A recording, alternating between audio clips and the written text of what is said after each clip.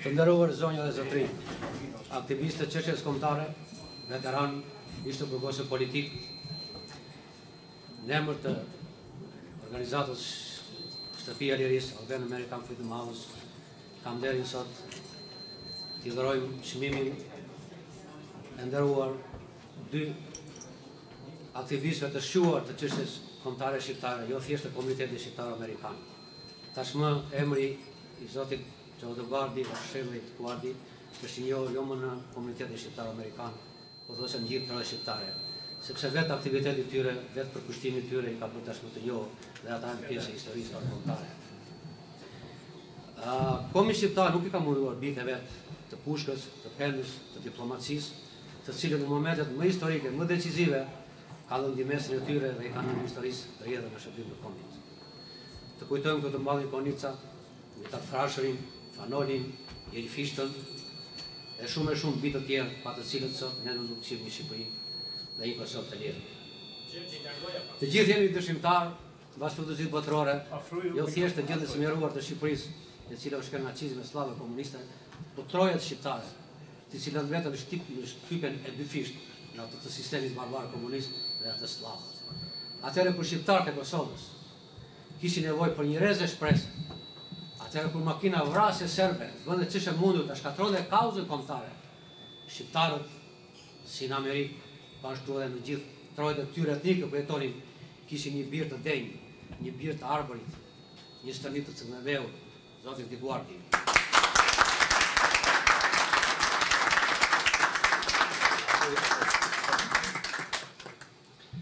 Veprimtaria e zotit Di Guardi dhe zonjës Di Guardi është për dekada. Përkushtimi i tyre i ka bërë ata pjesë të historisë tonë kombëtare. Kanë ekzistuar kombe me territor më të madh se ne, me popullat më të madhe se ne, por sot janë zhdukur. Vota shqiptare një ministra, kryeministra, të cilët sot nuk kanë as nishanin, por diplomatë të tillë, personalitetet të tilla, të cilët i dhanë kombit shqiptar, si zoti dhe zonja Di Guardi, janë pjesë e historisë tonë kombëtare. Në këtë rast, do t'i bëj thirrje klasës politike shqiptare, institucioneve përkatëse, historiografisë shqiptare, të kthejnë syt nga figurat tona kombëtare, të kthejnë syt nga njerëzit të cilët japën rrugën çështjes kombëtare shqiptare. Kosova 100 vjet ishte në nacizmin, sllava komuniste dhe të shkjallur, dhe ishte merit e këtij burri që kemi këtu sot, i cili ndezi ditën e jeshile dhe Kosova morën në konsiderat dhe sot jeton e lirë në trojet e vet etnike.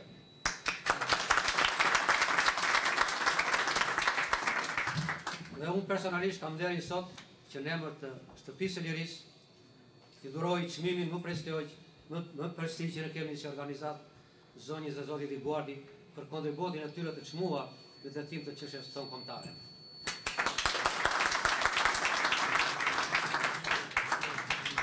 Mr. Di Guardi, I'm honored to represent you the precious prize.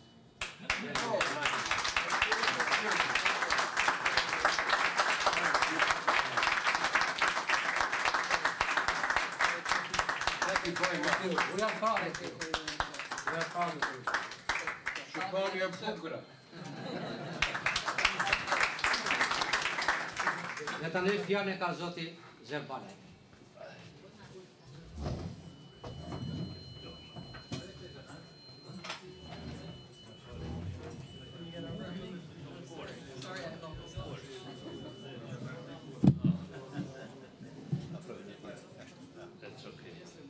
Everybody can hear me. Ka herë se unë folje dhe pak të fjash, për kështu që një gjë Nikolaj.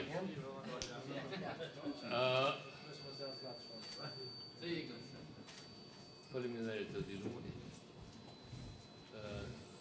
Mr. Di Guardi, Shërri Di Guardi, zoja zotni. Është nësi që jemi bashku këtu për ta nderuar një figurë që nuk ka nevojë me folë shumë për ta, se flet puna. Një shembull i thjesht, popullori joni që thonë nga njëherë, ajo nusja thotë, mos u këshirë hunën, po këshirën punën. Ky edhe pse është i vogël, i shkurt, po ka një zonë të madh një zonë fort që bota e njeu për çështjen tonë.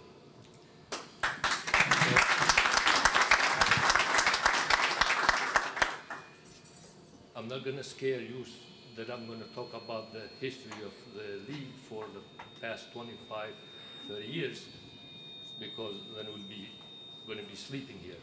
But I'm going to jump fast, just a couple of,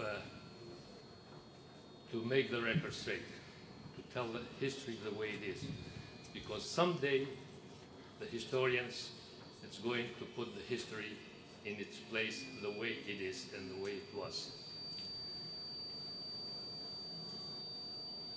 1984, Joe Dioguardi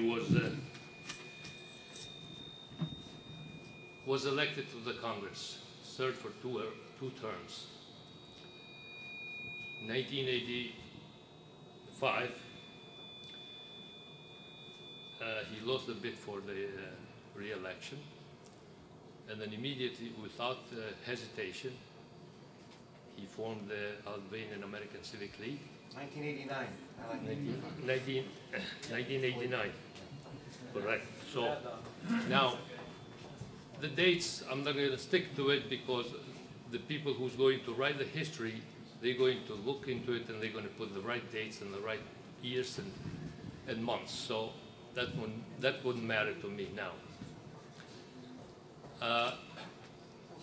What I want to make a couple of personal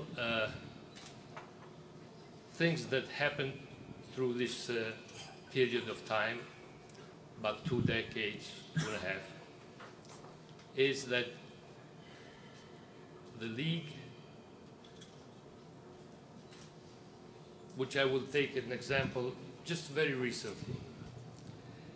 I happened to be in the lunch with the president of Kosovo on the Thursday, the 22nd of September. And I had the chance to talk to her directly and tell her that the new state of Kosovo, with my own old state of Albania, I think they have forgotten about us, diaspora. Haven't heard from anybody yet, from either state, to say one thing about diaspora which have done so much in the past century. At the beginning of the century, as we all know, I'm going to tell you the story, but I have to mention it. Vatra came with the Fanoli, Konica, and they were able to lobby then the president of Woodrow Wilson, and they were able to do the things that today Albania exists. At the end of the century, again, the situation came that something has to be done, because in 1980, 1981, the situation in Kosovo started steering for the worst. Milosevic took the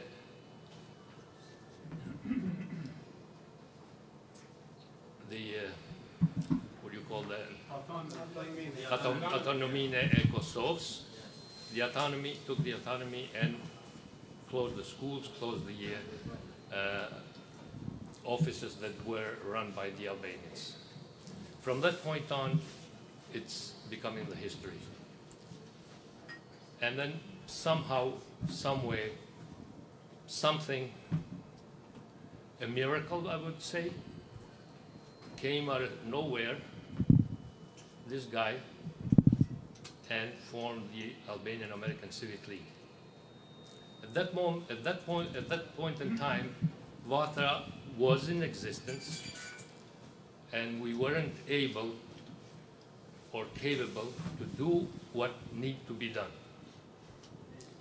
He did, as we all know here, probably I don't have to tell you, but because I'm here now, I have to mention a couple of things. He did what had to do, and in 1990, he organized a hearing at the Congress of the United States. We brought the leadership of Kosovo, headed by Ibrahim Rugova, Julieta Pulej, Recep Ćosja, and many others that I don't remember the names now. But at the same token, America, of course, it brought the other side. It brought the Serbs, headed by Dobrica Ćosić, Bishop Mitjo, which I don't remember his name exactly, but the bishop and 2-3 other priests. And we had the hearing and lasted all day long. At the end of the day, if we can compare it on percentage-wise, I think we won the day by somewhere 80–90% on our favor. The fact speaks for itself, because when Dobrica Ćosić went back in Belgrade, the news people asked him, how did it go in Washington, D.C.? He responded and said, we cannot do nothing in Washington, D.C. because Washington is already occupied by the Albanians.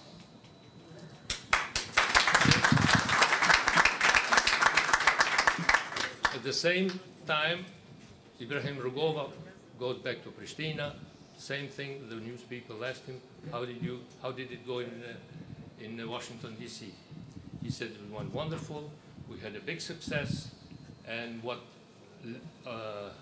Albanian American Civic League did, practically one state couldn't have done more.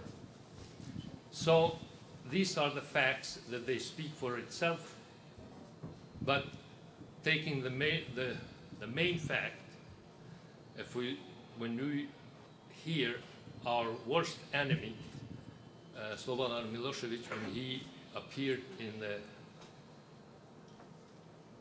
court in Hague, he said, when he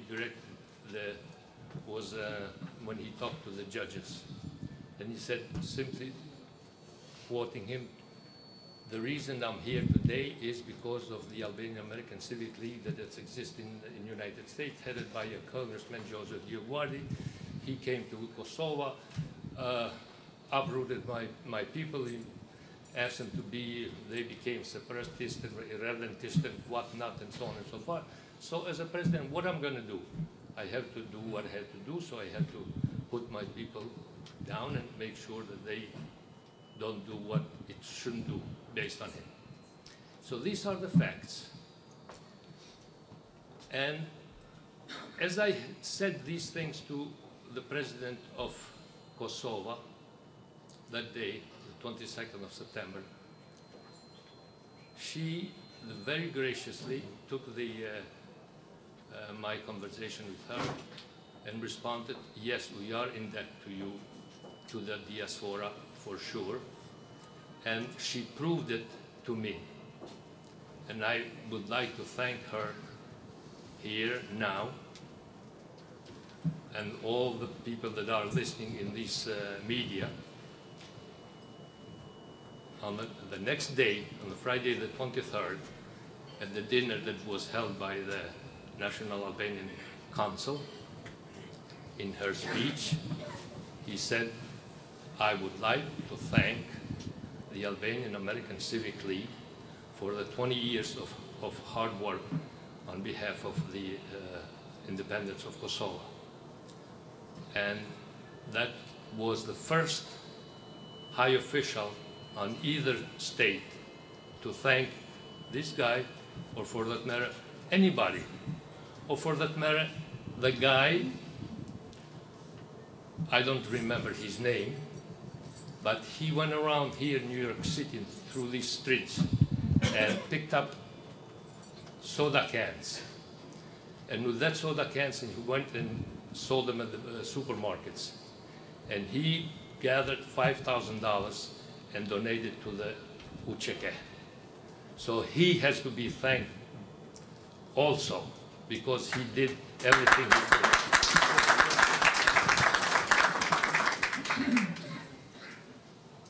it's another point after I took and I wanted to bring it to her attention. And I asked the permission to say it, and I asked her, I said, it's a request, if it's possible. I said, because we here in the United States, as I myself, I'm all 40, 50 years here, I have integrated to the American way. I don't want to be assimilated, but I am already integrated here. I said, to you, I understand you have a government, you have all the structure of the government, the president, the prime minister, all these things, but I know something, it's over your head. You have a veto right over your head. If they don't like it, no matter what you ask or do, they will veto. But, I said, if you think and you believe that it's something that does not fit us, just like they say, one size doesn't fit all, you should stand fast and say, no, that is not good for us. And I said, believe me, America will support you and will respect you much harder or much better than giving in without cause. What surprised me at the Albanian National Council dinner, after the president spoke, came Prime Minister Hashim Thaçi. I wish him all the best, but it to me surprised me, and don't take my word for it because it's taped, it can be seen on TV and everything. Not once, but at least several times. He has mentioned Kosovo. Why Kosovo? Why me? Why an Albanian? Kosovo is Kosova, not Kosovo.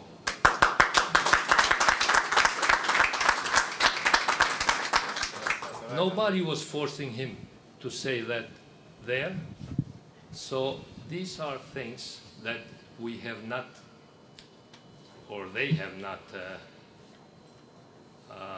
acknowledged what diaspora have done. I don't want to go too far, but we as a league have stood fast. We have not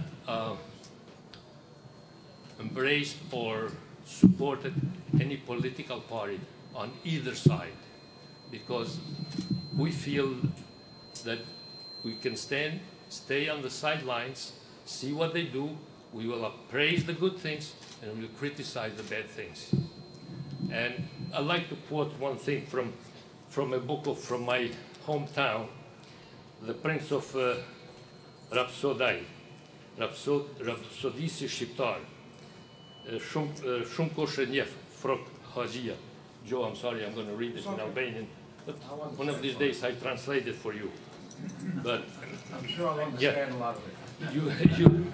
And it's short.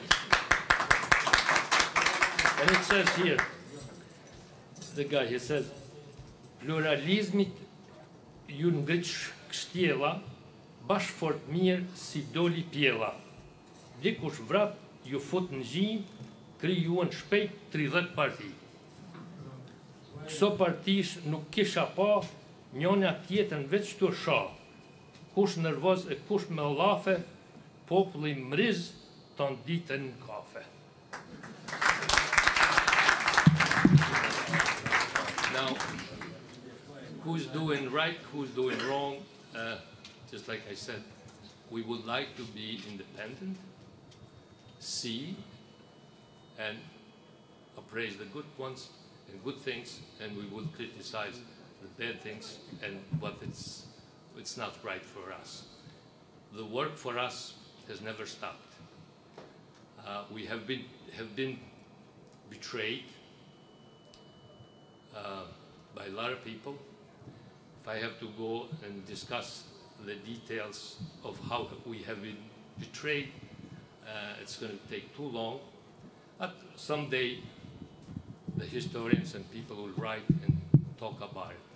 So I'll leave you with that, and we'll meet again. Thank you. Thank you.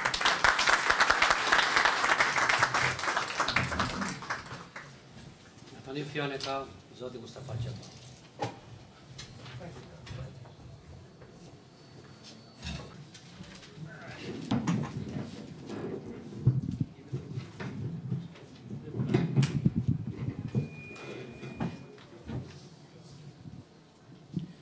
Honorable laureates, ladies and gentlemen, on behalf of the Albanian American Freedom House, I would like to thank you for coming to this year's Freedom Eagle Prize ceremony.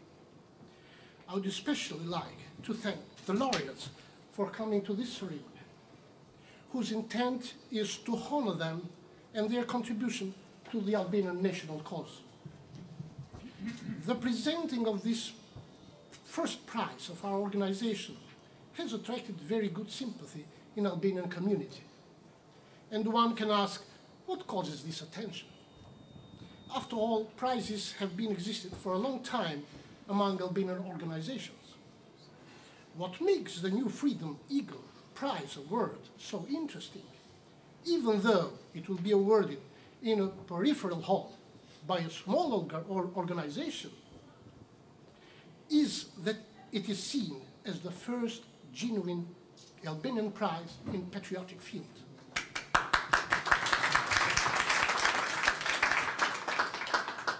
The heart of the Freedom Eagle Prize Award, the will of Albanian patriots, echoes both the interest and the philosophical value system molded by our heroic people in the struggle for freedom. But what is utterly essential and important to this prize today is that the most worthy are receiving the prize. In this way, it sends a strong signal in opposition to the increasing militantism of the pseudo-patriotism, phenomenon that has led to the distortion of truth.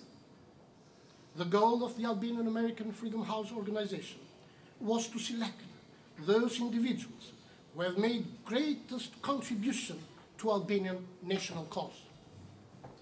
The laureates of 2011 are very much in keeping with this trend.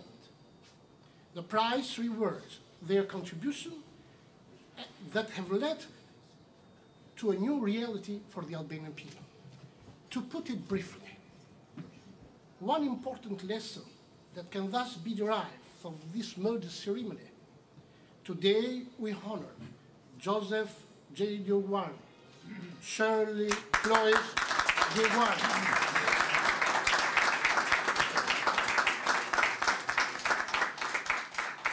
two great personalities of Albanian movement that for many years have committed themselves to the triumph of the Albanian national cause.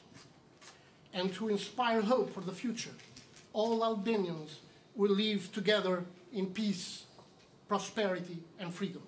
Thank you very much. You deserve it. Thank you. Now, Shirley, Joe, your turn here. Okay, I'm going to let Shirley go first. Okay? The American way. Because she's going to blame me for taking her speech, so I said, you better go first. Whatever you say, I'm not going to say. Thank you. It's wonderful to be here tonight, and thank you for coming. When I think about this award, and I want to thank Muchi Jeba and Pelham Lamai, who are the founders of this organization, and it was their idea to do this, and I believe Zeph is on the board as well. It's a great reflection about the work that has been done historically, and I want to say something about that, but I also want to open it up, both my comments and our discussion, to where we're going in the future. And actually, Joe, you don't have to worry too much about what I'm going to say or one of us stealing the other's comments. We always joke about this, too much overlap, because it was Muchi Jeba who decided what we were supposed to talk about tonight. And in my case, he asked me to talk about communism in Albania. Interestingly, I've spent, the last several weeks speaking and writing, both with Congress and elsewhere, about the crisis in Kosovo for very, very good reason. We all know that everything is now on the edge in the north, and we're facing a very, very potentially terrible time ahead if we don't prevent the partition of the north. We're all going to need to be focused on it. And it's actually because of that for years we've had to spend less time on what was happening in Albania. And I want to go back now to where it all began, at least for me, when I became a member of the Albanian American Civic League. And I am going to have to use my notes on this because there are some things that I want to basically cite from the past that I think are important. The very first time that I testified before the U.S. House of Representatives, and some of you were there, it was July 1996. It was before the Committee on International Relations. At that time, as you recall, our very good former Congressman Ben Gilman was chairman of the committee. At that time, the late and wonderful Tom Lantos was the ranking member.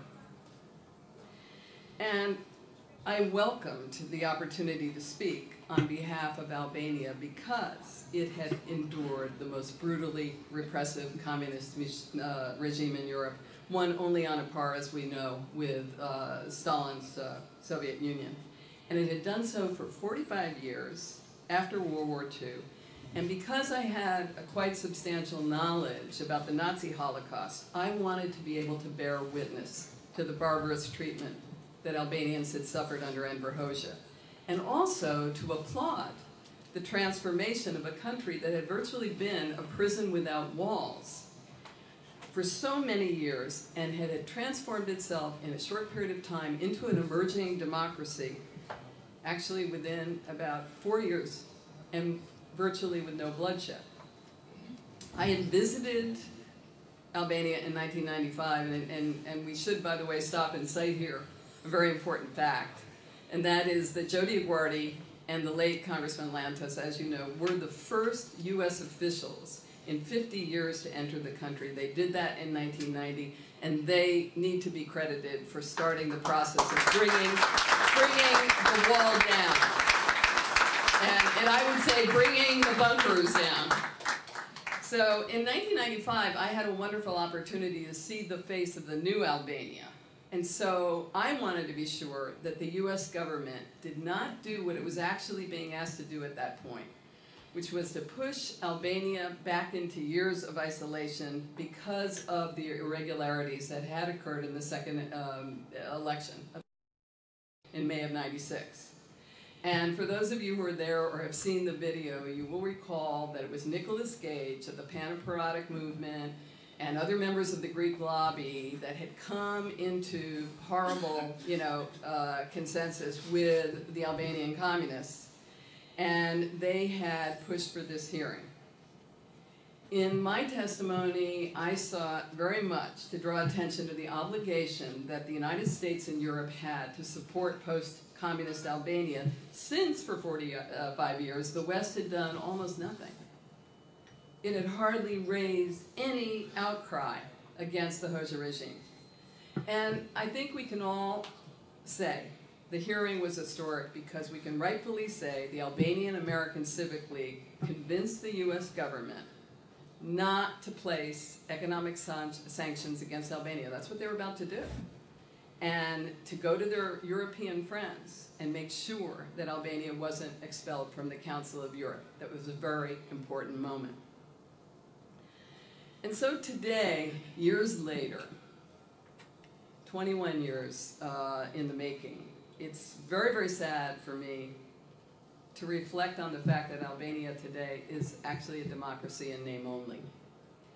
Of course, it's never returned to the Hoxha era, where we had, thousands of civilians tortured, imprisoned, executed, deemed enemies of the state.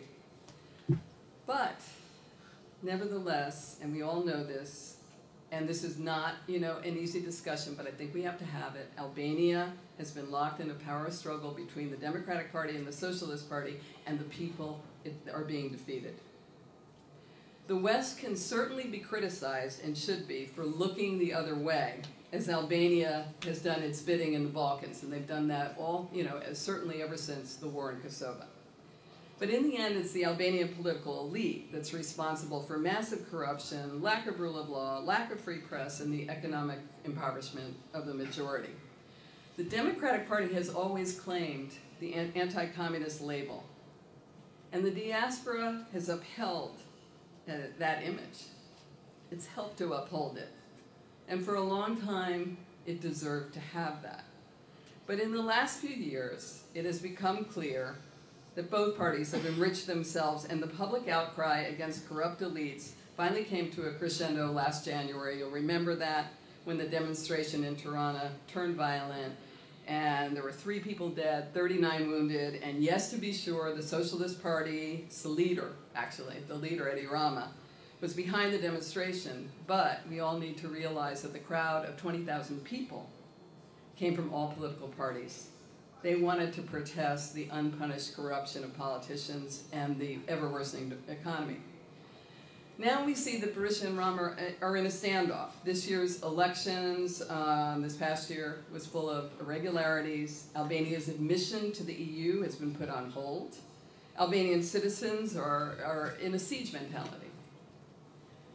Last February, as a result, I published an article about the situation in Balkan Insight. It was called Albanians Stand at a Perilous Crossroads. And I said, Albania is still run by former communist officials, that includes the DP, and that the patronage and control of both business and media sectors by both parties makes it very difficult for newcomers to enter into politics. I called for the end to the pattern of confrontational politics, void of principles and values, which has, in fact, thwarted unity and progress since the fall of communism. And I argued that it was very, very important that if the current officials were not going to change, that there had to be a new day, an opening, to allow a new generation to come into the political arena and really produce a productive future for all Albanians in Albania with the rest of Europe. And I also admonished the West in this article to stop trying to maintain stability at all costs, but instead to support the Albanian population's yearning for democracy and economic vitality. I'm sad to report that while many Albanians here and abroad wrote back to me or called me to praise this article, for the first time in 17 years of work, I received hate mail in huge amounts. And guess where that hate mail primarily came from? Primarily came from people in the diaspora. And all too many of them were from the Democratic Party, and I understood how they felt. But I also understood that, and by the way, these were not people who had been, inside Hoxha's jails. Nobody in that category was complaining. But I think that's something we have to realize, and it's sad, and we have to do something about that, and I'll get to that in a minute. Then in August, I don't know whether you all saw this, but Dimitar Bechev, he's the head of the Sofia office of the European Council on Foreign Relations, wrote this incredible article called The Protracted Death of Democratic Albania. He said in it, and I'm going to quote this, Berisha and Rama together have done more to destroy their country's project than any other post-communist leaders in Europe. And that Albania's people have endured hardship like no other in the communist bloc, with an entrepreneurial energy, nevertheless, that is often more American than European, and they deserve better. They deserve better than their vote-rigging leaders have offered. This is now coming from a Bulgarian. And Bechev called on Europe to take a different stance with Tirana than they had done until now, and I would say the United States should do the same. So, meanwhile, I think we in the diaspora have to take a more critical and nuanced stance, and we owe it to all those who suffered and died under communism in Albania. I have come to the conclusion in recent months, and many people have tried to dissuade me of this conclusion in the past, that the biggest mistake in post-communist Albania was that the criminals of the Hoxha era were never brought to trial. Number one. And two, that there was no Truth and Reconciliation Commission process ever engaged in so that the victims could tell their story. I think it's time for us to tell our story. People like the number to avoid. Comments? Thank you, Peter. No, Mr. Lamai. Pelham. Pelham like the dove, right? Yes. The pigeon. Pigeons, yeah. And thank you, Mucci. This is very nice because I think what you're hearing is a new platform for our league to now go back to Albania and figure out, while we worked very hard for the Albanians in Kosovo and in Southeast Montenegro and in Western Macedonia and in Southern Serbia, Preševa, we even snuck across the border one time, and we've been trying to work hard for Chamria, and that's gonna be the bulk of my conversation.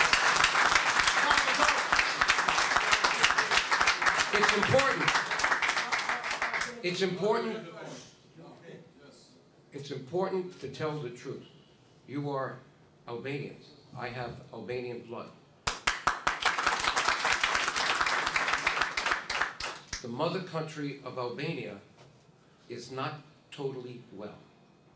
Okay? You know that. It's not a true democracy. Political parties own the press. People with money buy other people. Too much money is going to too few people, and the Albanian people now are suffering, not as much as they did under Hoxha, but the reality today is not good. How could Romania get into the European Union before Albania? You tell me that. How could that be? What's the word in Albanian for shame? Tur? Yeah, it's a shame. Romania had the worst reputation, Ceausescu. How did we let this happen? Because we don't have good leadership in Albania. I went there many, many times.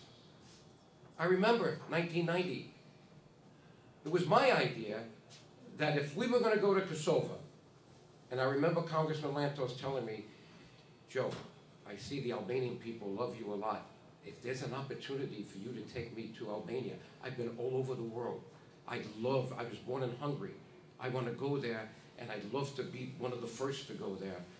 And I said, Congressman Lantos, it's funny you should say that, because I've gotten several invitations from the mission here on 79th Street.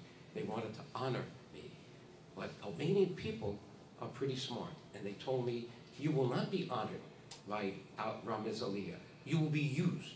They will tape it, and they'll play what they want to play, and you'll be poisoned forever because people will say, oh, look, he supported the communist regime. So I never went. Okay? In fact, I remember when, after so many calls, they wanted to have a meeting with me, and they invited me to the mission, and because of certain Albanians who knew how the communists work. I'm born here. I know I didn't like communism, but I didn't know how clever they were. And they told me, if you ever go to that mission, you will be taken. So if you want to meet with the, who was he at that time? No, this is going back to 1990. I see him on the street now. He sees me. In fact, he's always, when he sees me, he says, oh, you could have been a millionaire if you cooperated with us. See, right away, the communists want to tell you how much money you lost by not working with them. And Bashkim Pataka. Bashkim Pataka. I see him now here. He must have moved from Albania to here. Maybe he's rich and he's coming back and forth. I don't know. But I remember telling him, you want to meet with me? You have to meet with me at my Italian club on 69th and 5th, not too far from where you are. And sure enough, someone told me he's not going to come alone. He's going to come because they don't trust each other. He's going to come with his secretary. And sure enough, while we're there, this guy is writing left and right to make sure that he's asking the right questions and everything I'm saying. But I told him at that time, because I had spoken to Tom Lantos, if you want me to come, I have to bring a congressman who's there today. I just left Congress with me. Oh no, we want to honor you. You're the one we want. Then I cannot go. Then, when I decided to go to Kosovo and they found out about it, we get calls again. You're going to Kosovo and you're not coming here? I said, well, I'm bringing Congressman Lantos to Kosovo. If you want us to both come, we will deal with that. It calls me back. You know, they don't do anything without checking with the Minister of Information or somebody else. All right, we want you to come. You can bring Lantos, but you have to come to Albania before you go to Kosovo. I says, no, it's too late. Because someone told me, if you ever go to Albania, you make sure you go to Kosovo first, because they never stood up for Kosovo for 45 years. They never did, all right? And that's why I orchestrated it. Lantos would have gone either way. I said, no, we're going to go to Kosovo first. We're going to challenge Milosevic for what he's doing. Don't forget, this was 1990, and you mentioned 1981, 82. He wasn't there yet. He came in 1987. And guess where Milosevic was from 1980 to 85? Right here in Washington, Banka Lubanska. He was with Kissinger and Eagleburger. That's where he made all of his friends. That's why the State Department loved him. He wore his Italian suits. He was here in the United States. When he became president of the Communist Party in Serbia in 1987, that's when things got very bad for the Albanians. But they started in 1980, 81 with when Tito died, the student riots. I'm giving you the history. You know it, but I want to repeat it. Then, so I say to myself, only God could have decided to make me a congressman at the time when Milosevic becomes in charge of Serbia and therefore Yugoslavia.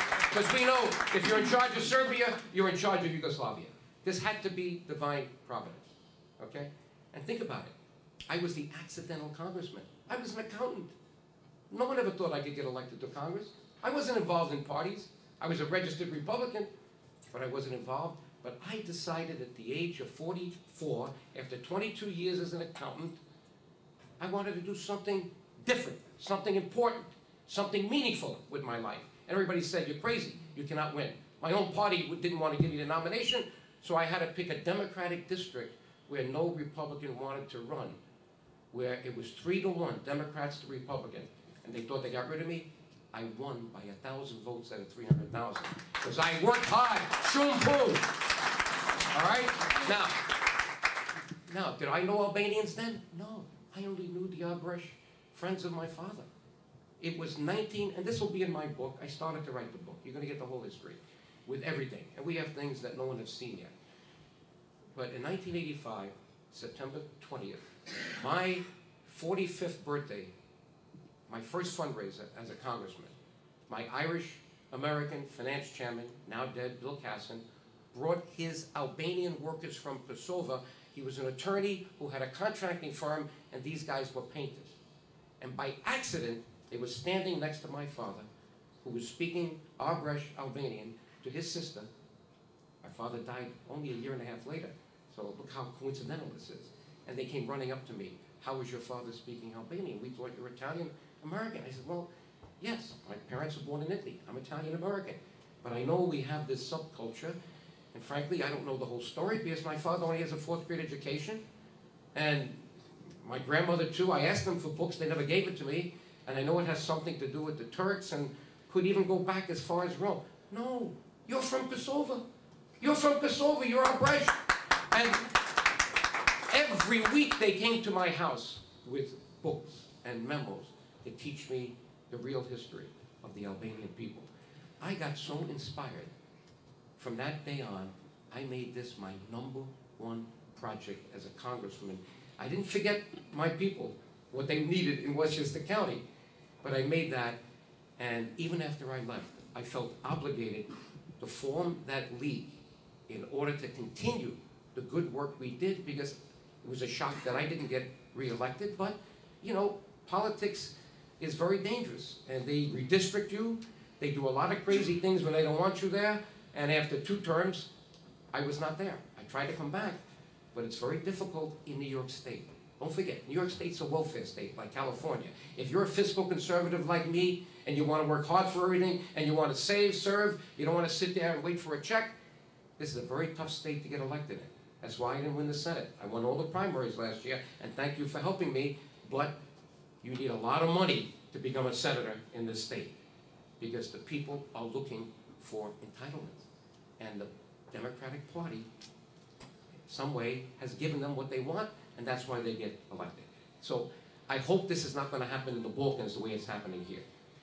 Now, I leave, and the best thing I did, I think, was convincing Lantos to come to Kosovo and then to Albania, because we challenged Ramiz Alia in Albania by saying, the Berlin Wall just came down last October, and you still have the wall of communism here in Albania. I think he was really shocked by this. But he was also very intimidated by Lantos because he knew he was the chairman of the Human Rights Commission, and the benefit from that trip, besides, I think, beginning the whole democratic action, because it was only a month later people started to run into the embassies, so they understood something was going on, was that getting that file from the communist archives that showed all the Jews that were saved by Albanians. No one had known that for 45 years. Lantos gave it to me. I sent it to Israel, to my friend Eli Streit, and you now know that 67 Albanian families have been recognized by Israel as righteous among nations. There should be hundreds, maybe over 1,000, but the people who were witnesses died over 45 years in World War II, and you need to have the witnesses to do that. And they don't make the exceptions, but we're still working on a couple. I can go on and on. You'll hear the story when we write it about all the major things that Shirley and I did. I met Shirley, again, by accident. Imagine, I become a congressman by accident. I meet Shirley by accident, totally at a meeting where she was not supposed to be and I was supposed to be, but we got together, and I found out that she was a publisher writing a book about Yugoslavia's ethnic nightmare. She had brought together the writers from Croatia and Bosnia and even Serbia to write anti-Milosevic. And it was good. But I thought it needed a lot more Albanian in there, and I finally convinced her to change Kosovo to Kosovo in the book. And that drove a lot of people crazy, but she did it. But that was the beginning of a new partnership. 1993. She then started working very hard. She didn't leave her job. She was involved in with the first the publishing company, then the criminal justice system. But she worked on the side with me to make sure that we did those hearings she talked about. Took trips with me to Turkey. We tried to lobby for Bosnia and Kosovo in Turkey. We went there, did a press conference. Then we went to the University of Marmara.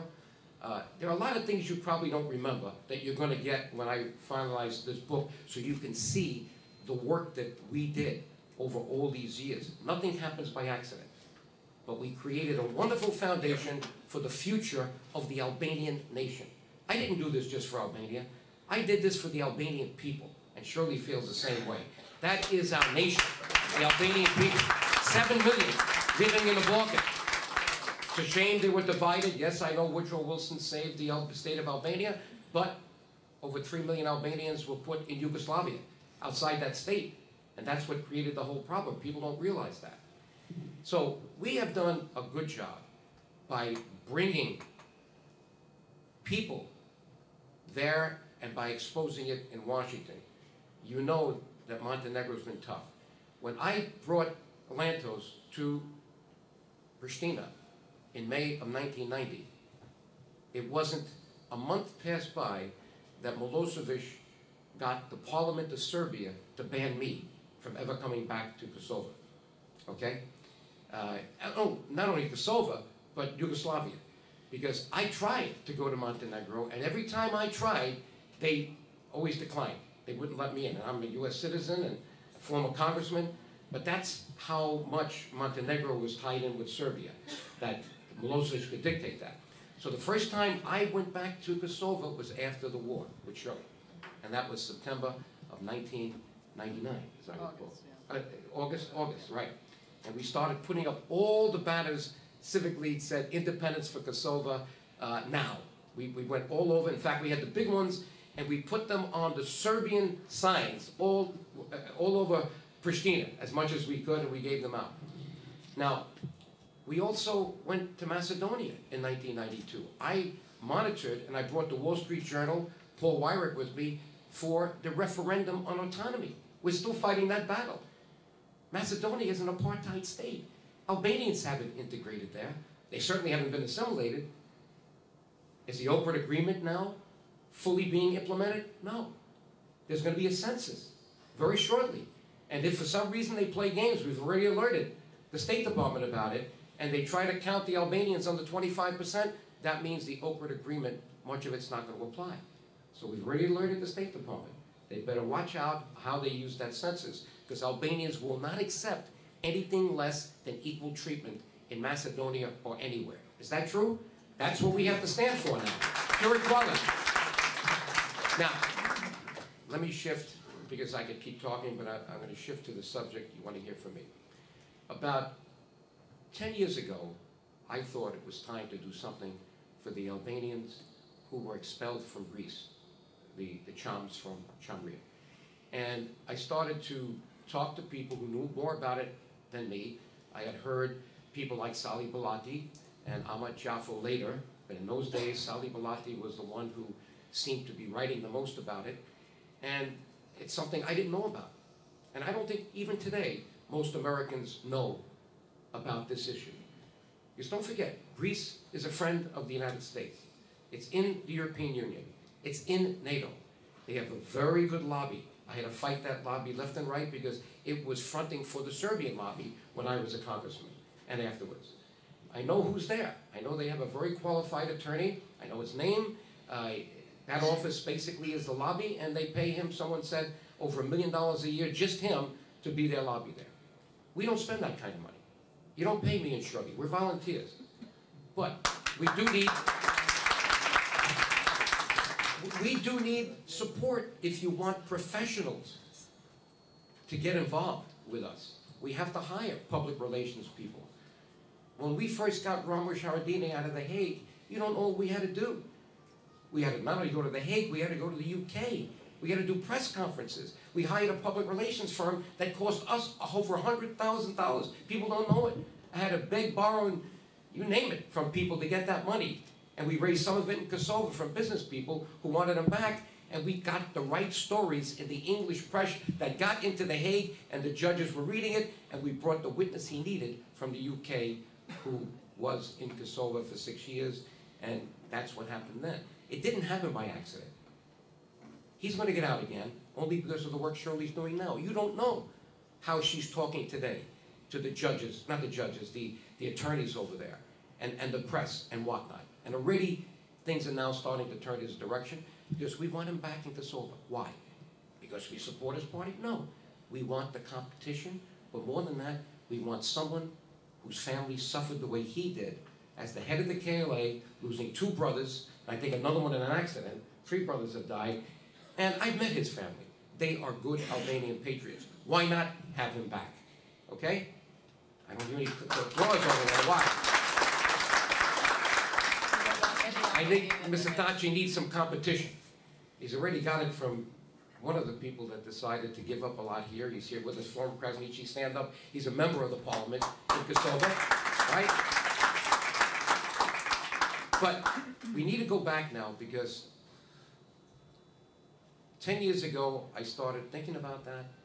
Shirley and I started to write some stuff down, and we did come up with a resolution. It was about 4 pages on what went on for the Champs, just like we did to Chums.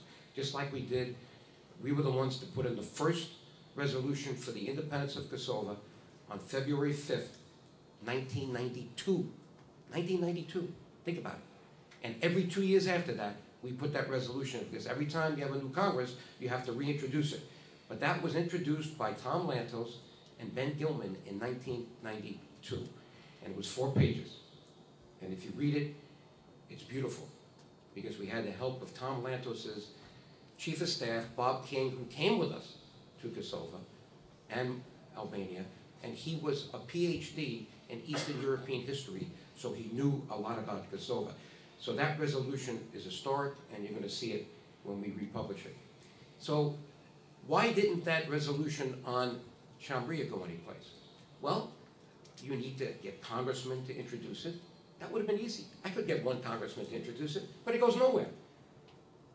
When I introduced the second resolution for Kosovo in 1987, the first was 1986, Joe Diaguardi in the House, Bob Dole in the Senate.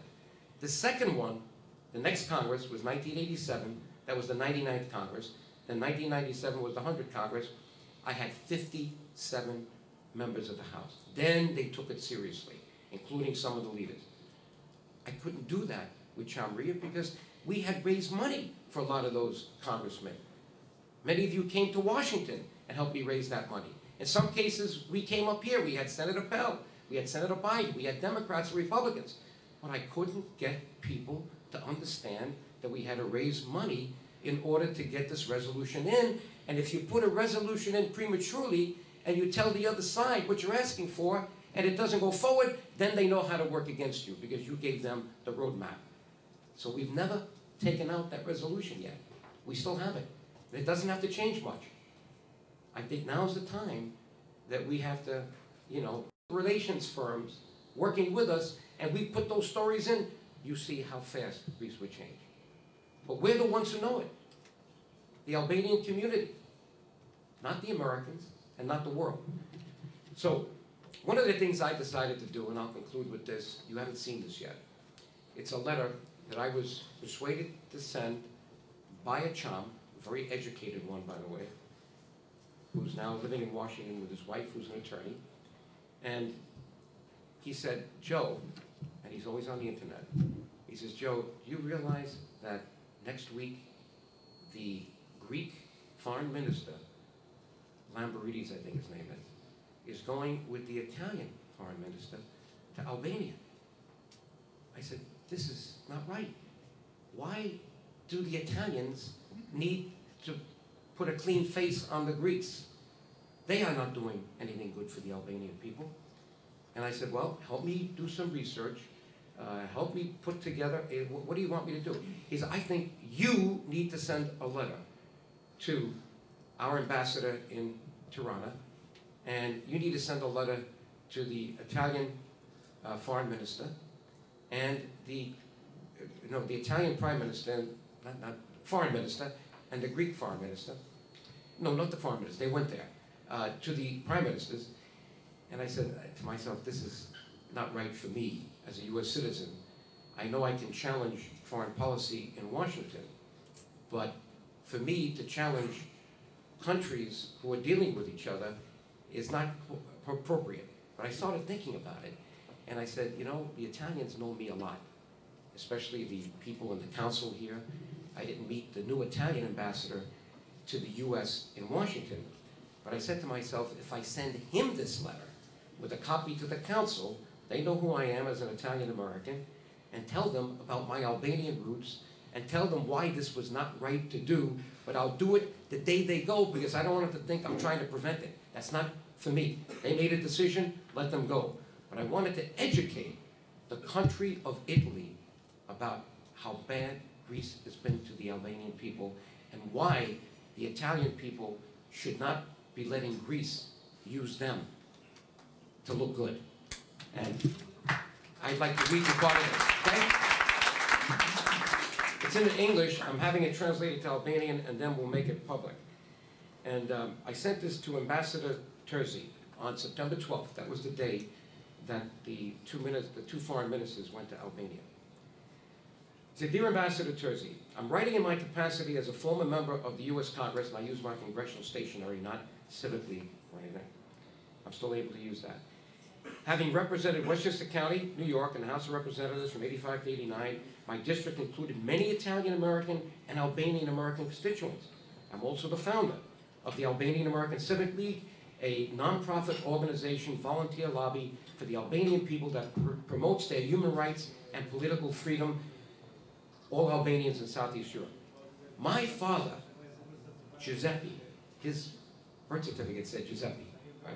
My father, Giuseppe Dioguardi, immigrated to the United States with his mother and sisters in 1929 from a small Albanian and Italian-speaking village called Greci, which is located in the province of Avellino, not far from Naples. This is one of the 51 Albanian-speaking villages today, by the way. Can't say too much in here, but one day we're going to have a meeting. I'm going to give them the book that tells them the whole history of the Greci in Italy. I think even the Italians have forgot that. But believe it or not, Italy pays for, you take my father's town, Greci, up to the 8th grade, they pay for the Albanian language to be taught from the 1st to the 8th grade. That's how good Italy has been to the Albanians. Okay? Think about Greece. Try to get, Albanian language, even though in Himara, which is what I said here, they allow the Greek language, we can't get it in Greece. These double standards have to change. So, I said, in Avellino, in Naples, and I said the inhabitants of Greci are part of the Albanian Abresh minority in Italy. Excuse me, descended from the Albanian army of George Castriati, also known as Skanderbeg, that provided military assistance to the King of Naples in 1461 to defeat the invading French. I wanted to make sure he knew the Albanian contribution to keeping Italy as Italy and not France. I understand that Italian Foreign Minister Franco Frattini is visiting Tirana today in the company of Greek Foreign Minister Stavros Lambrinidis to encourage, quote, to encourage political actors in Albania to work together for European integration of Albania. Very nice. Close quote. While it is not my place to challenge the foreign policies and diplomatic actions of countries other than the United States, I'm a citizen here. I can challenge anything I want. I wanted you and your government to know that I am disappointed about this joint visit because it seems to benefit the Greek nationalistic agenda in Albania rather than the EU integration agenda. In other words, they say they're going for one reason, but they went for another reason. All right? I think we can agree, Mr. Ambassador, in spite of our current economic problems, Greece is an important ally of both the United States and Italy as a member of NATO and the European Union. And it remains a significant regional, political, and economic actor in Southeast Europe. That economic doesn't look too good today, but I had to say it. Nevertheless, I am concerned that some important aspects of Greece's foreign policy work against European integration in the region, and I put dots. I'm going to tell you what they are. This has to go on the record. I hope these people here in the press are good enough not to be censored, not to be bought, and tell the whole story. Because one of the problems we have is that the Berisha government is allowing a lot of this to happen. With the census that's going on, with the money that's being spent right now, and yet we don't hear the pressure being put on Greece. Am I right? All right, let them hear it. So, one, Greece is undertaking an unprecedented diplomatic campaign to advance her nationalistic program in Albania. And it includes the following. One, Greece to this day refuses to recognize the human rights of the ethnic Albanian Chamorrean minority in Greece. As you may know, this minority is composed of Chamorreans of the Orthodox religion who live in northwestern Greece, as well as the Chamorreans of the Islamic faith, who were subjected to terrible massacres, atrocities, and human rights abuses at the end of World War II, and they were forced to find life-saving refuge in Albania. One. Number two, Greece has still not formally abolished the state of war law with Albania, which was instituted in 1940 when Mussolini's army occupied Albania. Can you imagine in this day and age? Three, Greece has pressed Albania to approve 2 cemeteries in southern Albania dedicated to Greek soldiers who perished during the Italian-Greek War of 1940 and 41. While Italy, long ago, returned and buried our own soldiers on Italian soil. All right? They gotta know this. 4, Foreign Minister Lambrinidis, during his visit to Pristina, just before this other visit, reiterated his government's refusal to recognize the Republic of Kosovo. He also issued a thinly veiled warning to the Albanian government in Tirana to ignore the Constitutional Court of Albania's ruling, which threw out the Greek-Albanian agreement on the delimitation of the continental shelf in the Ionian Sea as a violation of the Albanian Constitution and the UN Convention of the Law of the Sea. Now people don't know this, but here is the Greek government telling the government of Albania, you know, watch out because we don't want to see that changed. It's the advantage of Greece, isn't it? All right, we got it. This is why we need a lobby. This is why we need public relations. This is why we need your support. This is why you got to go to families all over this country who are Albanian. This has got to get on the record. Not enough for me to give a speech in Congress. I could put this on the record tomorrow. Dana Rohrabacher would probably publish this. But then what? It's finished. You've got to work like we did for the Republic of Kosovo. Many years with a strategy, step by step. Gor bahat mor, mor bahat kalaya, kalaya bahat, Kosovo Republic and Kumta Shipta, Kumta Shipta. 5. In spite of its unprecedented financial crisis, Greece continues to give money to language schools in Korça and Himara in southern Albania, and to pay retirement benefits and pensions to Albanian citizens who opportunistically declare themselves as Greek. In other words, they're being born. All right?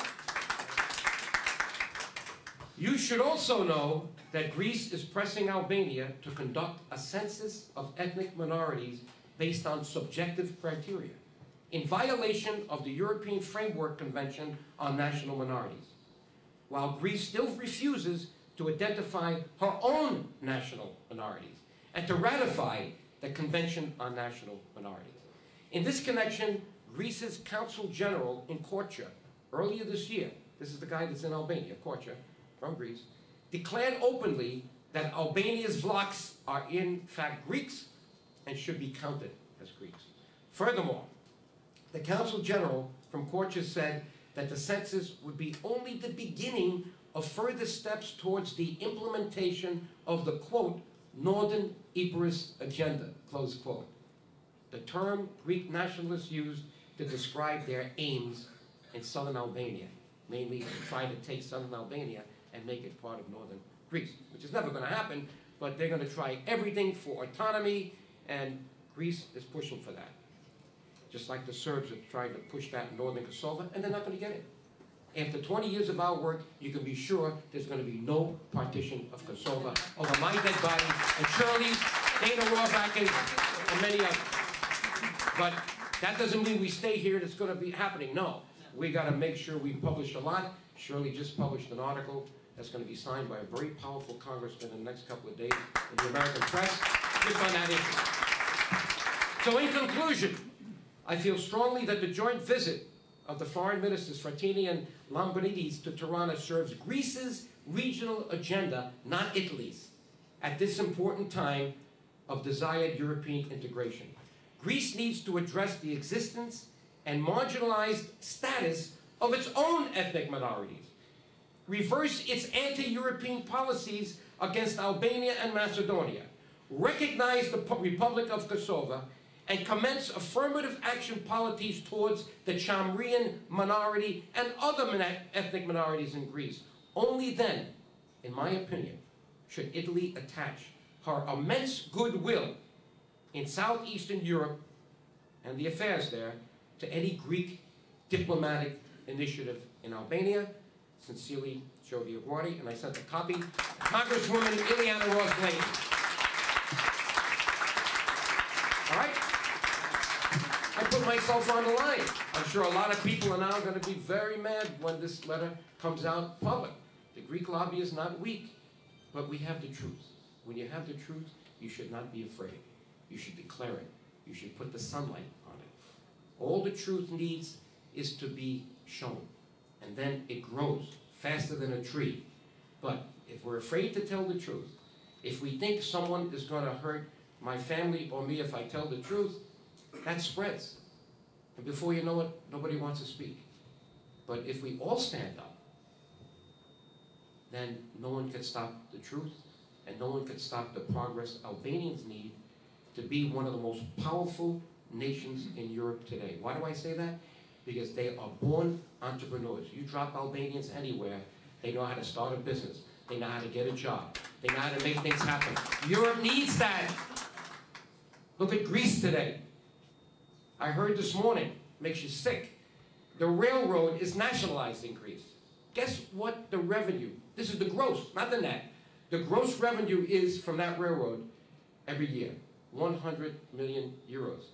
Guess what the salaries are? 400 million euros. Why? It's a dumping ground for all the politicians to put their family, their friends, and they can retire at 55.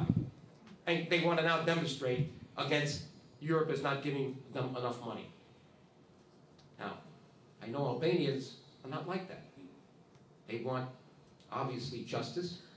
They want to be compensated. I think that the Albanians under the Hoxha regime, to go a step further than Shirley, should be compensated. There should be reparations to people who spent time in jail. We've done it before, and we should do it again. But more than that, we need to recognize those families that suffered for 45 years, and that's the work that Shirley is doing, and you'll be happy to know that she's got some things she's working on right now that are going to be published about the Spach prison, about a lot of things, because until we shine a light on what Albanians did to Albanians for 45 years, there'll never be peace in Albania. You'll always have this tension. What communism? Yeah. The communists did. Well, what am I saying for 45 years? What the Communist Party, weren't they Albanians? They were. So the Communist Party did against other Albanians. With that, thank you so much for being here tonight. Thank you so much, Mucci, Zeph, and Kelly, and Shirley, for all the hard work she's doing. Mira Pace.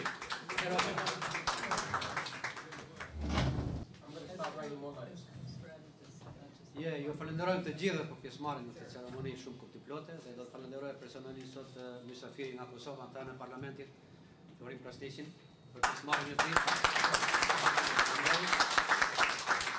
Organizat zoti Zet Balaj.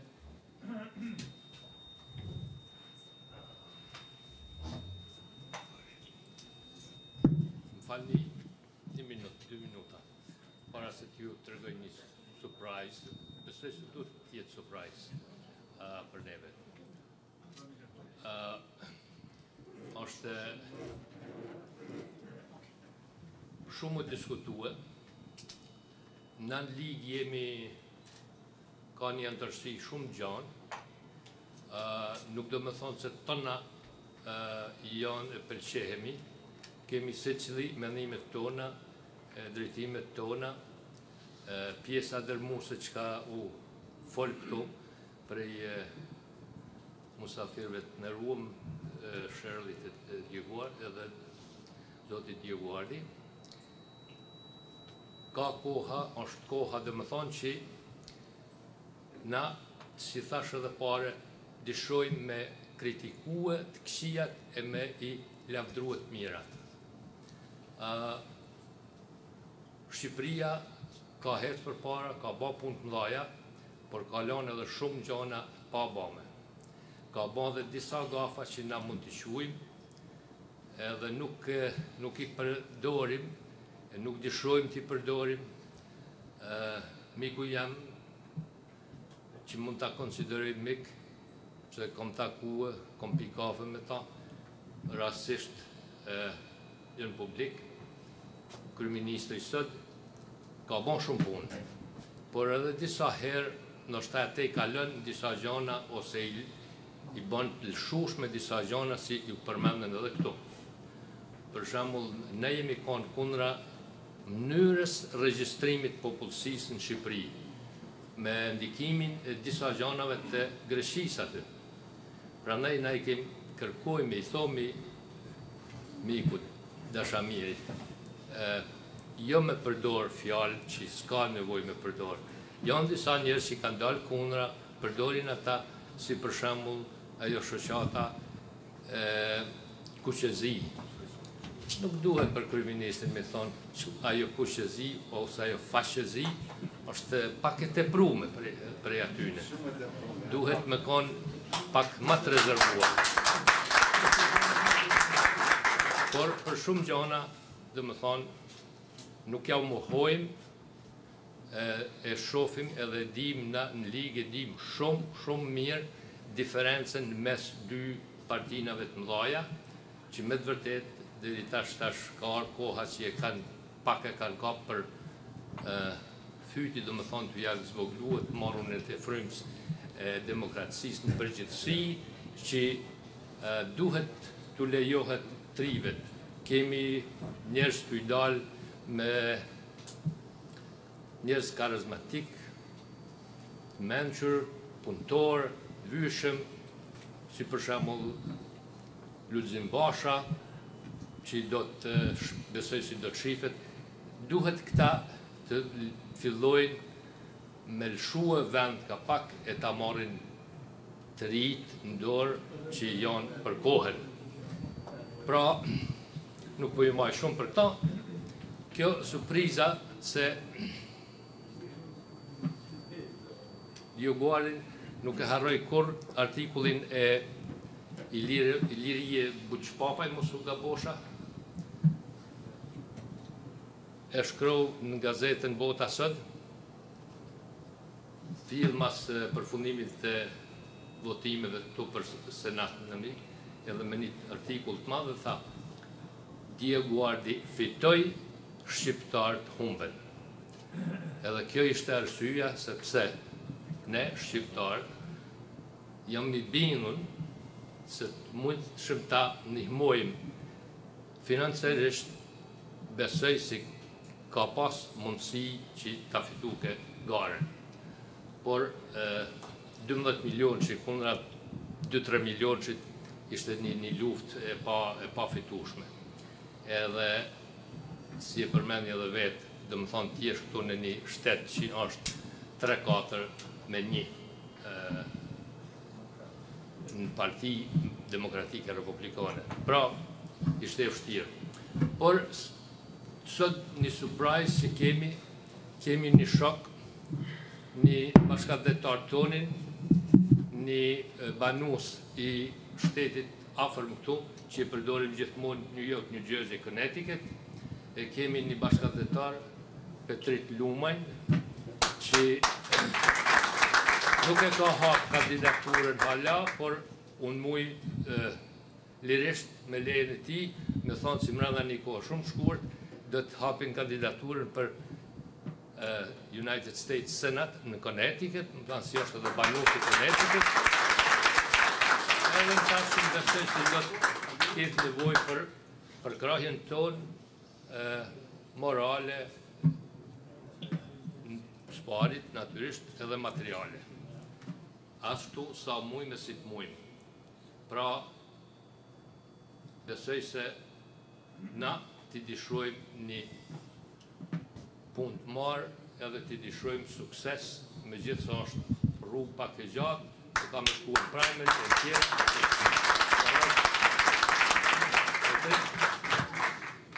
Besoj se do të shkojnë punë për smari. Edhe këtu kjo distrikti i kongresit i Nanti, në mëmojtja, sa është, nuk e besu ke kur kurse do ta fitojnë republikani, po e fitoj. So, veç t'jesh shpresën edhe do hecish për para. A dhe pra dhe njëherë, ju faleminderit për ardhje, për pjesëmarrje, tash se pe përfundojmë këtu Gjerdet Vukaj, të shoj ta falenderoj nga zemra, për me dhe për jështë që nga ka bërë mështë në venin, edhe ka pregadit pak ushqime, pak pije, pak kasoje, kështu kamas e të njifimi të takomi kështu përsafërmi, edhe mos pritoni, se normalisht nuk mund të shërbej, por vetë shërbej.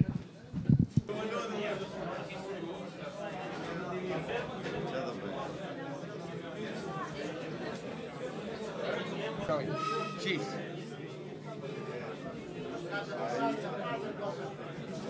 Cheese. Mendimin e Joe Dioguardit, dhe ne nuk merrem me politikë, merrem thjesht me komunitetin shqiptar, jemi patriot shqiptar, që jetojmë këtu në diasporë në Amerikë, duam një Shqipëri të bashkuar, një Shqipëri etnike, siç është ajo e harta aty. Dhe Dioguardin e kemi ndihmësin tonë, na ndihmon për organizuar evente si çaparada, dhe organizata tjera me patriotike shqiptare dhe me 10 tetor këtë hanin ne do marrim pjesë në paradën e Kolumbusit, që presim paktën 2000 shqiptar, janë shqiptarë që po vinë nga Connecticut, Chicago, Michigan, Philadelphia and Pennsylvania, and New Jersey. Kështu që ju ftojmë të gjithëve aty.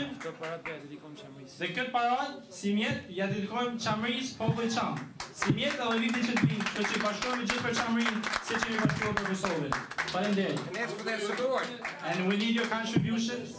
Se na kushtojnë lek, ne jemi studenta, gjysa jemi pa punë, kështu që të lyp herë njëri edhe tjetër, kemi organizuar pak lek, po para pas gjysën se kena gërmuar. Tell them why. You need a float, and the float costs money. Tell them. Kemi një float që po s'patë float nuk mund më shpjesht në këtë paradë, float bën $2,000, ne akoma se kemi bën $1,000, kështu që And any amount is appreciated. sa keni mundësi, $10, $5, sa keni mundësi ju. Thank you. Faleminderit. Community about your activity. How have you feel it today to take these awards? Well, actually, you'd be surprised. We don't really get that many awards, and actually that's a good sign because it means that we're doing our job and so is the community. But this was special because the Albanian American Freedom House decided to create this award and to recognize everything that the Civic League has done from the time that Joe entered Congress 25 years ago and the time that I came along about 20 years ago. And to look at and to have a chance as a group to look back and reflect on what that's meant for the Albanian people. But because it was the Albanian American Freedom House, it was also a particular time to look at what was happening in the past going forward in Albania. That really was supposed to be the focus of tonight. And I was frankly glad to have that opportunity, you know, to think back, because that's where my story, to a certain extent, began when I went to Congress to testify on behalf of Albania, coming out of Enver Hoxha's communist regime in 1996. So it was a wonderful evening, and it's been, you know, very, very well organized, and it's been, you know, we've been shown great appreciation and warmth, and Joe and I are both very, very happy to be here. Now the Albanian peoples haven't too many problems in origin. And how will you describe the situation right now in Kosovo and the other places in Albanians, in Balkany Peninsula? I mentioned in my remarks that I wrote an article that you're called Albanians Stand at a Perilous Crossroads in February of this year, okay, and pretty soon it'll be a full year. And Albanians still stand at a perilous crossroads. That is the tragedy. We have Kosovo, where there is the threat of partition. We have Montenegro, where Albanians are still second, if not third-class citizens. We have Macedonia, where the Ohrid Agreement has never been realized.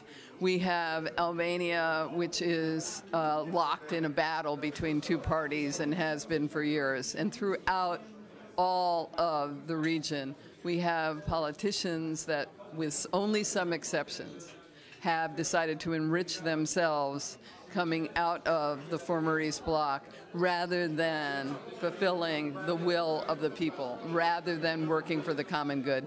And it's a time when all of us need to think back to the survivors of the Hoxha era and what they tried to do in resistance. We need to look back at what the Kosovo Liberation Army did to try to drive out Slobodan Milosevic and finally bring an end to Slavic domination. And we have to look at each other and ask who is willing to continue to make the sacrifice on behalf of the resolution of the national cause. The Albanian world, as you know now, is too deeply fragmented in both the Balkans and in the diaspora. Do you think it's enough what the international community is doing for the Kosovo and the United States right now? Well, the international community, for the most part, isn't working on behalf of Kosovo, and there's a reason why.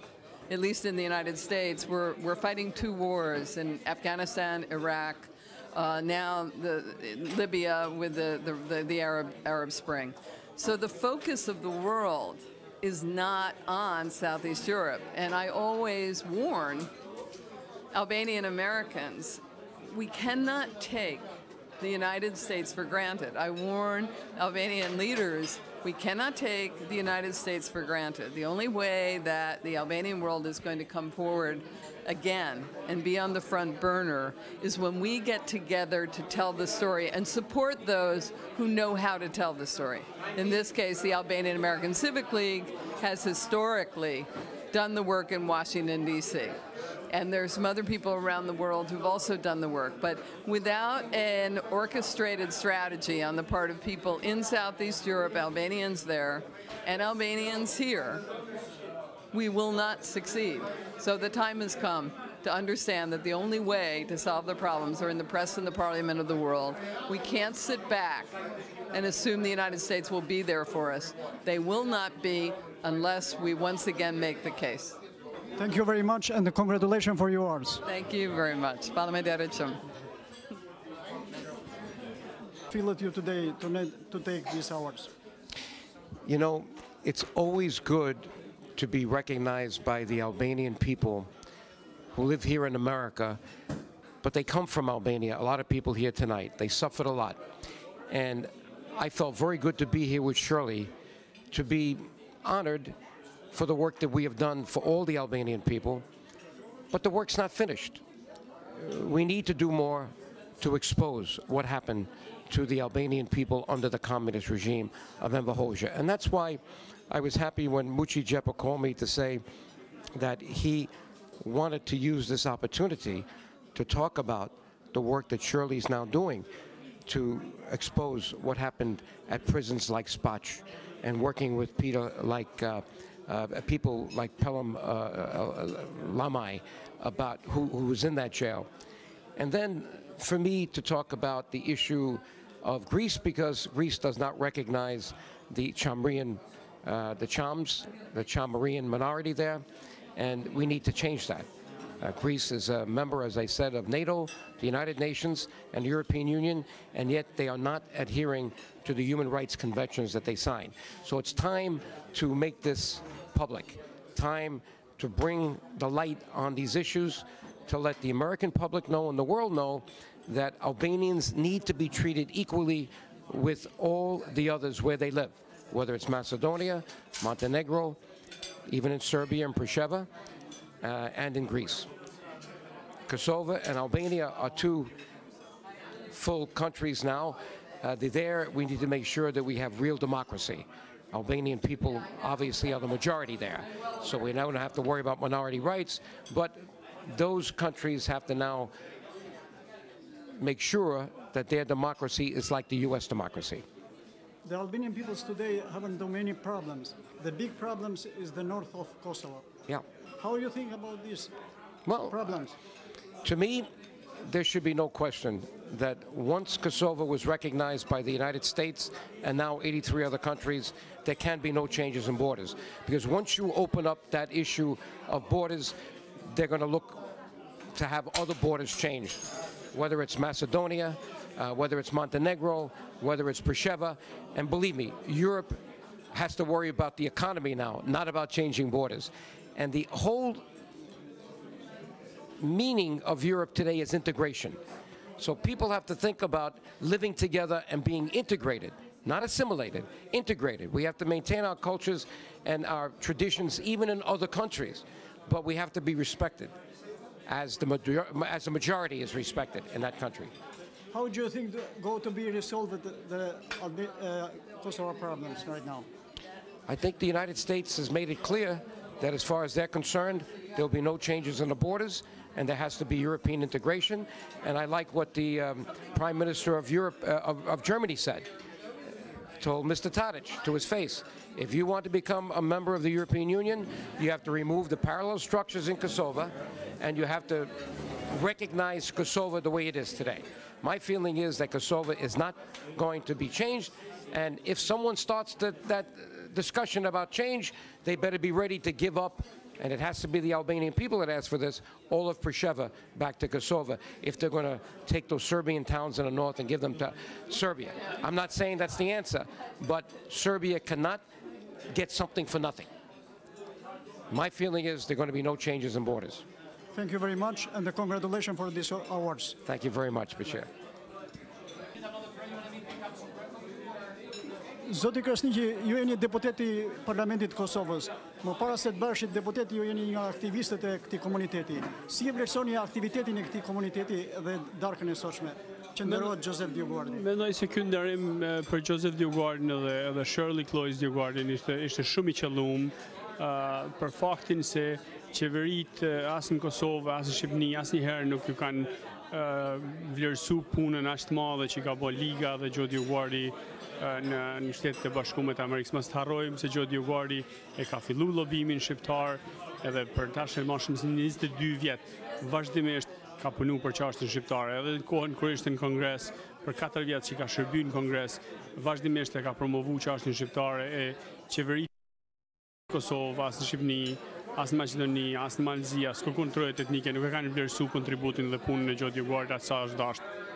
Sipas mendimit tim, ky vlerësim ishte i qelluar dhe ishte në momentin e duhur? Shumë i qelluar. Vërtet këta njerëz meritojnë shumë, jo vetëm për punën që kanë bën, e janë të bën, po unë mendoj se edhe në të ardhmen në Joe Dioguardin e kemi një mik të mirë, një bashkëpunëtor të mirë, një njeri që njeh rrethanat politike në Ballkan edhe njeh rrethanat politike edhe në Amerikë. Mendoj se edhe në të ardhmen Joe Dioguardi do të jap një kontribut të çmueshëm për çështjen e gjithë shqiptarëve, të filluar prej Qamërie në Kosovë, në Malzi, në Maqedoni, në Luginën e Preshevës, në gjithë trojet etnike. Mendoj se na duhet shumë ndihmë Amerikës e Joe Dioguardi është njeri i duhur që me bën këtë ndihmë për popullin shqiptar.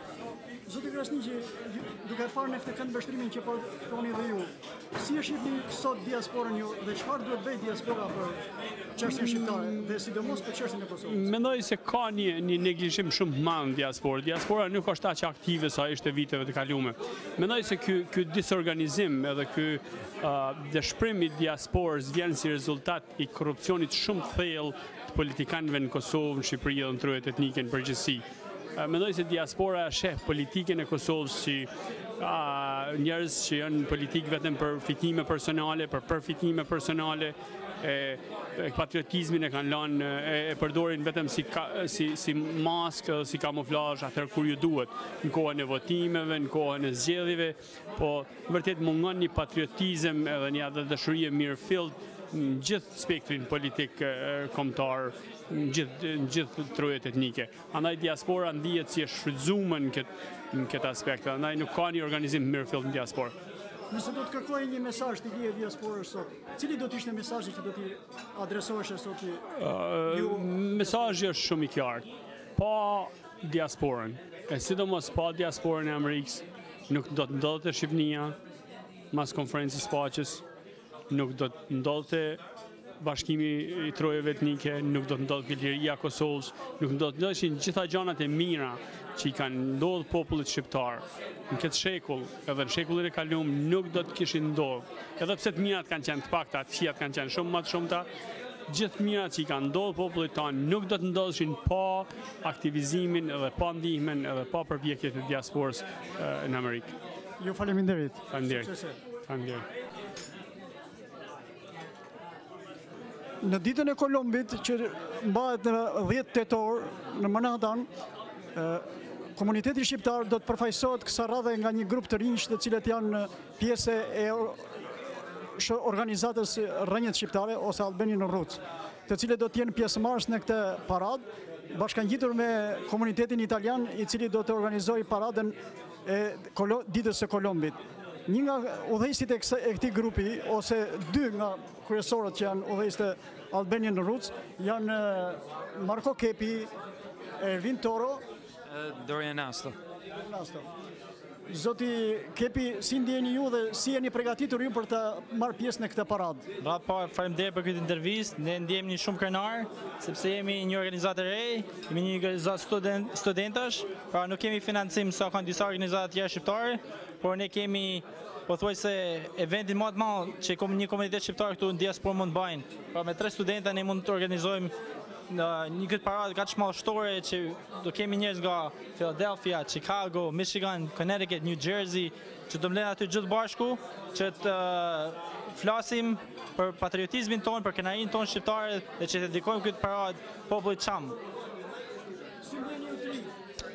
Kjo është një rast kjo është një rast i madh për neve sepse ne jemi gjithë studentë dhe kjo është që ne tregojmë kombit shqiptar që ne sado që jemi rrit në Amerikë, kjo është një prioritet që ne prap e kemi patriotizmin tonë. Ne duam të shkojmë që shqiptarët amerikanë të shkojnë, edhe që amerikanë të shkojnë, që ne rronjat tona akoma e majnë, dhe ne jemi shumë të kënaqur që jemi shqiptarë, duam gjithë tjerë që të shkojmë. So, është shumë important, ne kemi gjithë shkollat mbledh, Brew College, City College, Hunter College, Brooklyn College, kemi mbledh gjithë këto universitete që ka popullatare shumë shqiptarë që dhe të vinë gjithë, edhe me kombin shqiptarë që nuk janë vetëm të ri.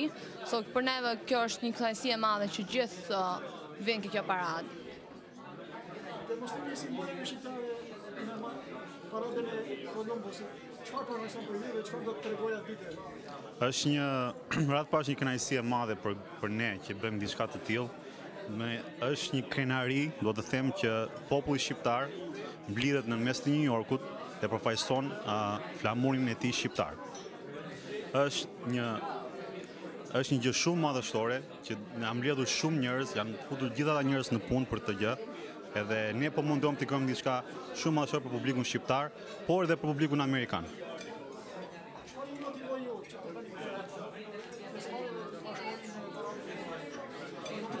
Motivimi i parë ishte sepse ne si komb shqiptar jemi shumë të përhapur.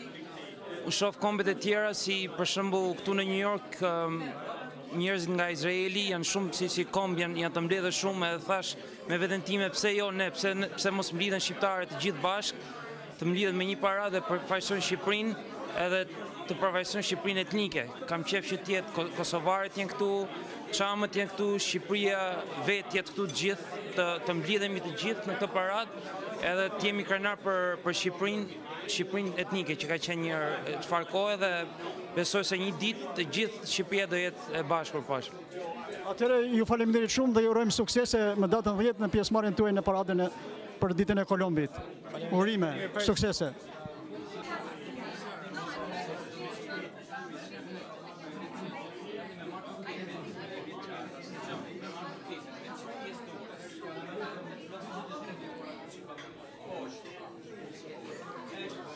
Ju jeni një organizatë e re dhe nderimi i parë që po bëni keni zgjedhur lobistin shqiptar dhe kryetarin e lobit shqiptar, Albanian American Civic League. Pse e zgjodhët të dhe çfarë përfaqëson për ju Dioguardi? Ja, është e vërtetë që kjo është një organizatë e re, e titulluar Shtëpia e Lirisë, është një organizatë kryesisht antikomuniste, është një organizatë që ka si qëllim në programin e saj të dënojë krimet e komunizmit, të nderojë figurat e shquara dhe të vlerësoj edhe ata që janë gjallë, sepse tashmë është bërë zakon që kur shqiptarët vdesin, atëherë shoqëria kujtohet për ata. Është e vërteta, edhe pse kanë kaluar 20 vjet nga rënia e murit të Berlinit, historiografia shqiptare qëndron në të njëjtat pozita ashtu si kundër ishte në kohën e monizmit, pra në kohën e komunizmit. Ne filluam me zotin Dioguardi, sepse nëse do të jedhim syt, nëse do të bëjmë retrospektiv ngjarjeve për 3 dekada të tëra, ky njeri i madh i shqiptarëve ishte i vetmi njeri që më në fund hapi dyert e Washingtonit, aty ku çelësi fitores, aty ku suksesi fitores. Dhe fal këtij njeriu do të vinin miq të tjerë të shqiptarëve, siç ishte Tom Lantos, Robert Dole, Engel e shumë miq të tjerë shqiptarë. Për ne detyrohemi shumë këtij shqiptari të madh. Çfarë lidhje ka ky motivacion ose nderimi juaj që i bëni në Dioguardi ndërmjet punës që ka bërë ai për çështjen shqiptare dhe luftën antikomuniste? Duke nderuar Dioguardin ne nderuam dhe zonjë Shirley.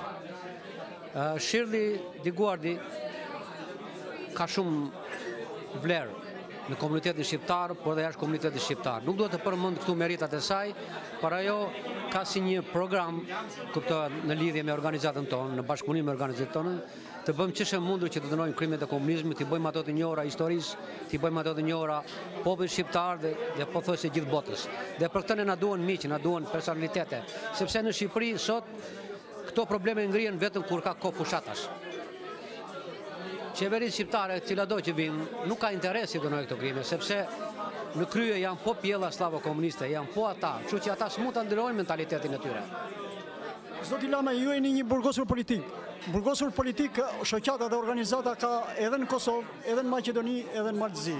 Pra shqiptarët janë të diskriminuar dhe të vuajtur në të dyja anët e kufirit. Si bashkëpunoni ju dhe si do t'ja vlerësoni ju punën e këtyre shoqatave dhe organizatave tjera? Shiko, një organizat politike, një parti politike, madje edhe individ, është i fortë sa është i fortë buxheti i tij. Jo më kot në Shqipëri u zbatua Katovica me regjit të Ramizalis. Pra, këta të burgosur që dolën nga burgjet, të sakatuar, të lodhur, të shkatruar, ta nuk patën mundësi të jetojnë, nuk patën një strembi kokë. Nuk u do shpërblyen. Kriminalet, klasa politike nuk kërkoi falje për gjithë krime që kryen për 50 vjet. Kështu që s'mund të flasësh për një forcë të këtyre grupeve. Të mos harrojmë se shumica ishin pleq dhe gjysmë e tyre vdiqën. Unë që jam gjenerata më e re që shkova në burg 18 vjeç, edhe unë sot jam 53 vjeç. Kështu që është e pamundur që të kërkoshin bashkim të tyre shoqatave. Po kur do të kthehet dinjiteti këtyre njerëzve në vend, si në Shqipëri, Kosovë, Maqedoni, Maqedoni kudo? Shiko, dinjiteti të burgosave politik. Nëse do të hidhim një sy gjithë historisë tonë kombëtare, ta fillojmë që nga lidhja e Prizrenit, ku ne lidhëm si klasë politike, edhe më vonë, shumica e patriotëve, shumica e gjithë atyre që bën Shqipërinë, ose u burgosën, ose u ekzekutuan, ose morën rrugët e botës. Kjo është shumë ironike, por është më shumë tragjike, do të thoshja unë. Pra, kush e mbjell nuk e korr.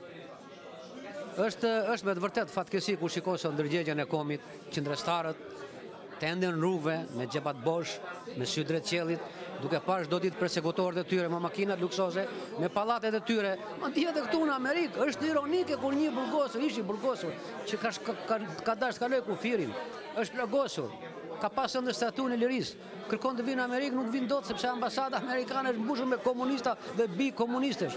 Kjo është e patolerueshme.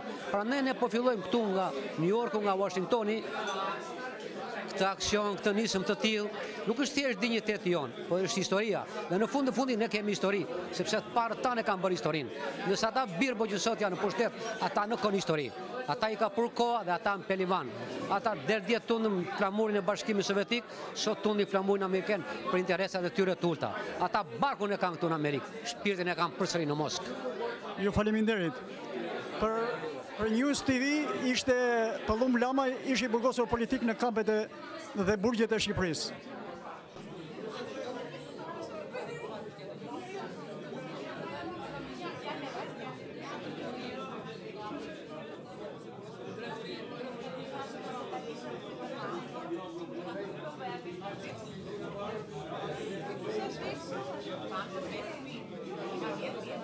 Thank you.